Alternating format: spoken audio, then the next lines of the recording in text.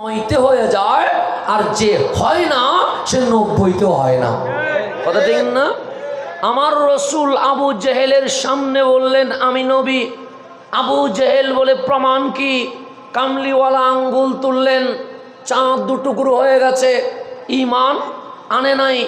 আবার 2-1 দিন পর দেখা হলো, কামলিওয়ালা বললেন আবু জেহেল কালিমা পড়ো। আবু জেহেল বলে আপনি রসুল, ডকুমেন্টস কি? কামলিওয়ালা হাত তুললেন, ডোবা সূর্য উঠে গেছে কিন্তু ঈমান আনে নাই। আমার রসুল আবার 2 সপ্তাহ পর দেখা হলো, বললেন আবু জেহেল ঈমান আনো।